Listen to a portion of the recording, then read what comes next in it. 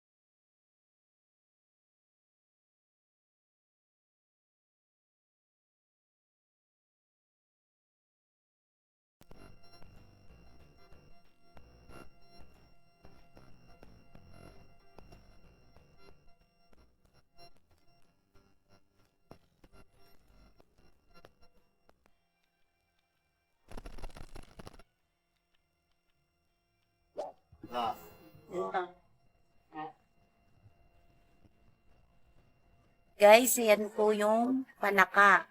Mamaya po, ayan po, ibablog ko.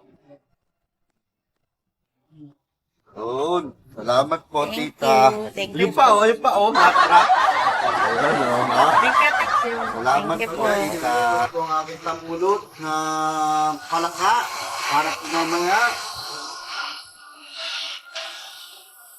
Sato po matalabset. Pero yummy.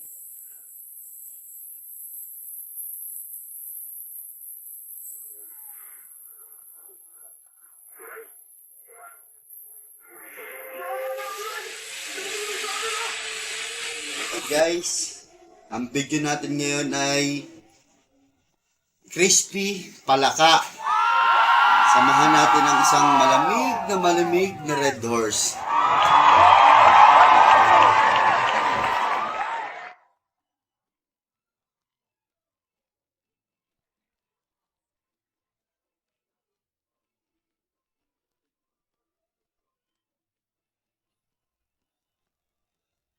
Hi guys, ito ay shape na palaka. Ito ay nakukuha sa tubigan, hindi ito yung basta-basta palaka lang.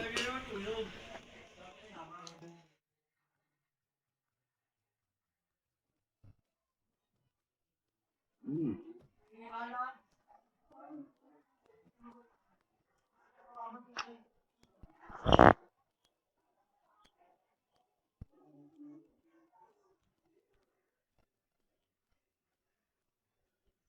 Okay guys, so tingnan nyo ang style ng palaka pag nalulod. Naliit siya pero ang laki na.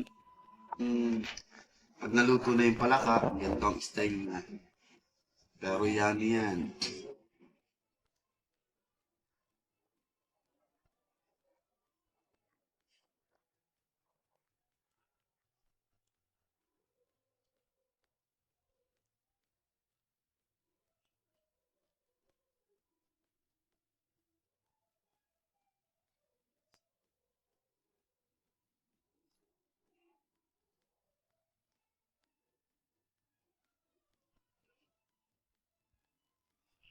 Guys, alam nyo ba, nung bata ako, nakuha lang namin to doon sa lolo ko, Santissimo.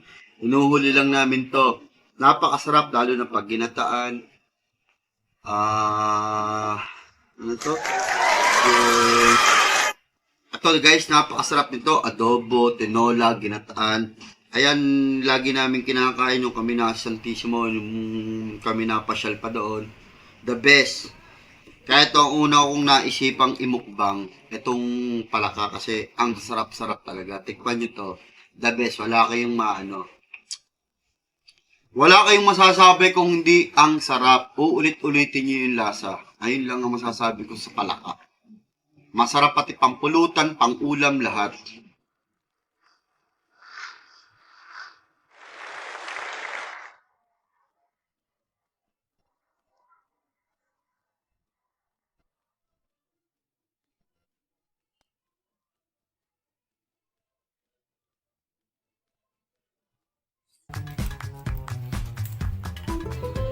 Guys, hanggang dito na lang video natin. Thanks for watching. See you on next vlog. Sunod guys, hintayin nyo ang mukbang ko. Daga naman. Ipakikita ko rin sa inyo kung paano kumain ng daga. Pero masarap yun. The best din yun. Para lang din yung palaka. Kung kainin, mas masarap pa nga sa palaka.